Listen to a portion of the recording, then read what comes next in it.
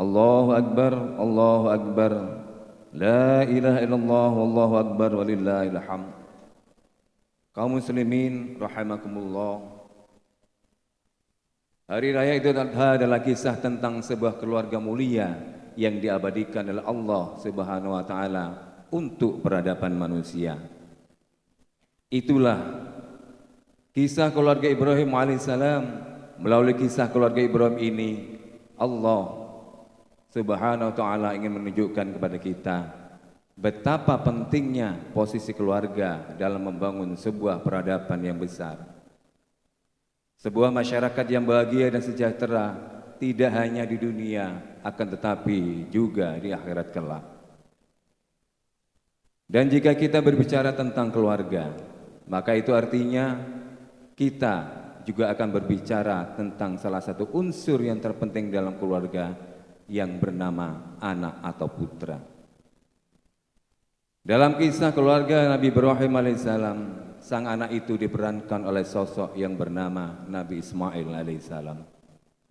Inilah sosok anak atau putra teladan sepanjang zaman, yang kemudian diangkat menjadi seorang nabi oleh Allah Azza wa Jalla. Bahkan yang luar biasanya adalah melalui keturunan Nabi Ismail inilah kemudian lahir sosok Nabi dan Rasul paling mulia sepanjang sejarah manusia, bahkan alam semesta, yaitu Nabi Muhammad sallallahu alaihi wasallam.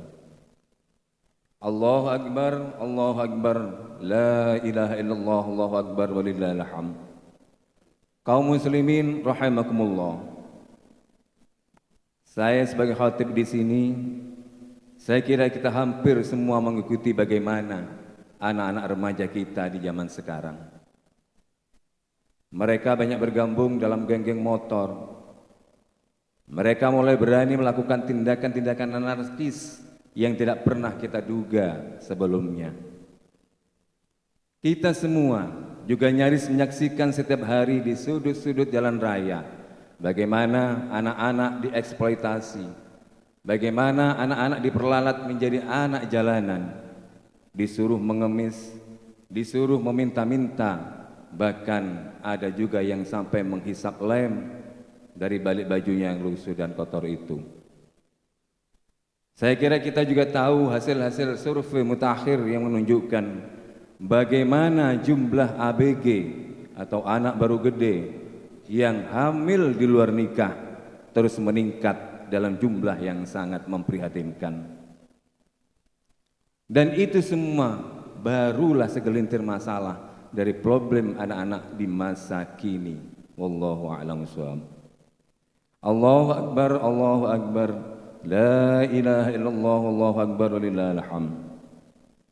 Kaum muslimin yang dimuliakan oleh Allah, harus kita akui dengan jujur bahwa salah satu penyebab utama terjadinya itu semua adalah tidak lebih dari orang tua itu sendiri.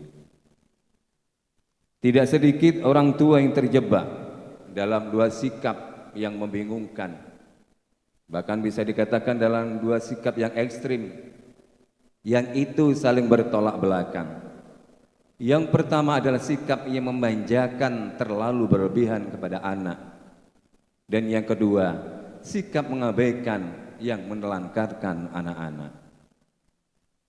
Ada orang tua yang menganggap bahwa kasih sayang kepada anak harus ditunjukkan dengan pemberian dan pemenuhan segala keinginannya.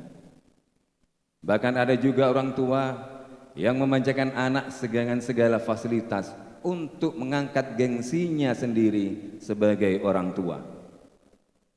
Pada sisi lain, tidak sedikit juga orang tua yang tidak peduli kepada anak-anaknya, atau menunjukkan kepedulian dengan melakukan kekerasan dan demi kekerasan kepada anak. Karena itu, di hari yang penuh berkah ini, marilah kita berhenti sejenak, berfikir sejenak, membuka hati untuk sejenak belajar dari ayahanda para nabi dan para rasul, Nabiullah Ibrahim alaihissalam. Belajar tentang betapa pentingnya nilai keluarga kita, tentang betapa pentingnya nilai seorang anak bagi orang tuanya di dunia ataupun di akhirat. Allahu Akbar, Allahu Akbar, Allahu Akbar lillahil hamd. Para ayah dan bunda yang dimuliakan oleh Allah, pelajaran pertama dari kisah Nabi Ibrahim alaihissalam adalah bahwa untuk mendapatkan anak yang soleh, maka orang tua terlebih dahulu harus berusaha menjadi orang yang soleh. Karena siap menjadi orang tuanya, artinya siap menjadi teladan untuk keluarganya, bukan sekedar memberi makan dan mencukupi kebutuhan anak. Keberhasilan Nabi Ibrahim alaihissalam mendapatkan karunia anak soleh seperti Nabi Ismail alaihissalam, karena beliau sendiri berhasil mendidik dan membentuk dirinya sendiri menjadi hamba yang soleh. Allah Azza wa Jalla menegaskan, A'udzubillahi minasyaitonir rajim, qad kanat lakum uswatun hasanatun fi Ibrahim walladzina ma'ah. Yang artinya kurang lebih sebagai berikut. Sungguh telah ada untuk kalian teladan yang baik dalam diri Ibrahim dan orang-orang yang bersamanya. Surat Quran Surat Al-Muntahanah ayat 4. Pujian Allah Azza wa Jalla untuk Nabi Ibrahim alaihissalam ini tentu saja didapatkannya setelah ia berusaha dan berusaha menjadi sosok pribadi yang dicintai oleh Allah Azza wa Jalla. Pertanyaannya sekarang, siapakah di antara kita yang sejak awal menjadi orang tua sudah berusaha untuk belajar dan berusaha menjadi orang tua yang soleh? Apakah kesibukan kita mensolehkan pribadi kita sudah menyamai dengan kesibukan kita mengurus rezeki dan urusan dunia lainnya? Di sini saya kutip, ada seorang pakar mengatakan, tarbiyah atau pendidikan dan pembinaan keluarga yang kita capai itu adalah gambaran tentang bagaimana pembinaan pribadi kita sendiri. Allahu Akbar, la ilaha illallah, Allahu Akbar, walillahil hamd. Ma'asyiral muslimin rahimakumullah. Pelajaran kedua dari Nabi Ibrahim alaihissalam adalah jika kita ingin memiliki anak yang soleh, maka bersungguh-sungguhlah meminta dan mencita-citakannya kepada Allah Subhanahu wa ta'ala. Dalam hal ini Allah mengabadikan doa-doa Nabi Ibrahim alaihissalam tentang itu di dalam Al-Quran. A'udzubillahi minasyaitonir rajim. Rabbi habli minas sholihin. Tuhanku, karuniakanlah untukku seorang anak yang termasuk orang-orang yang soleh. Ini terdapat dalam Quran surat Al-Saffat ayat 100. Doa yang kedua, Rabbi ij'alni muqimas sholati wa min dzurriyyati rabbana wa taqabbal du'a. Yang artinya, ya Tuhanku, jadikanlah aku orang yang menegakkan sholat juga dari keturunanku. Ya Tuhan kami, kabulkanlah doaku. Quran surat Ibrahim ayat 40. Kaum muslimin yang berbahagia, mungkin banyak di antara kita yang sekedar mau memiliki anak yang soleh. Tapi siapa di antara kita yang sungguh-sungguh berdoa meminta kepada Allah dengan kelotak mata yang berdarah air mata? Siapa di antara kita yang secara konsisten menyelipkan doa-doa terbaiknya untuk keluarga dan anak-anaknya?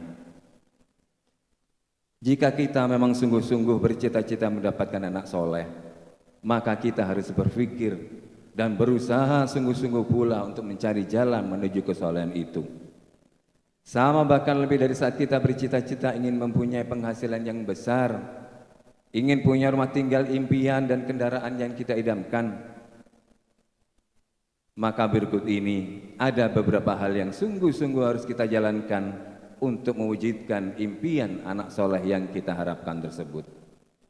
Yang pertama, hadirin, kita harus konsisten dalam mencari rezeki yang halal untuk keluarga. Dalam pandangan Islam, apa yang dikonsumsi oleh tubuh manusia akan berpengaruh terhadap perilakunya. Karena itu, Islam mewajibkan kepada setiap orang tua untuk memberikan hanya makanan yang halal yang diperoleh melalui harta yang halal kepada anak-anak kita. Bahkan nafkah yang halal untuk keluarga akan dinilai sebagai sedekah. Yang ini terdapat dalam hadis Rasulullah sallallahu alaihi wasallam. Innal muslimuna idza anfaqu ala ahlihi kanat lahu shadaqah. Sesungguhnya seorang muslim itu jika ia memberi nafkah kepada keluarganya, maka itu akan menjadi sedekah untuknya. Hadis riwayat Ibnu Hibban dan disahihkan oleh Al-Albani. Usaha memberikan nafkah yang halal tentu saja menjadi tantangan tersendiri bagi orang tua. Dan untuk itu kita harus selalu mengingat peringatan Rasulullah sallallahu alaihi wasallam tentang tantangan tersebut. Beliau bersabda, "Ya'ti 'alan nasi zamanun la yubalil mar'u ma akhadha minhu aminal halali amin haram." Akan datang kepada manusia pada suatu zaman di mana seseorang tidak lagi peduli apa yang ia kumpulkan, apakah dari yang halal atau dari yang haram. Hadis riwayat Al-Bukhari. Sekarang pertanyaannya, apakah kita termasuk yang disebutkan oleh Rasulullah sallallahu alaihi wasallam dalam hadis ini? Orang yang tidak peduli dari mana mengais atau membawa pulang nafkah untuk keluarga.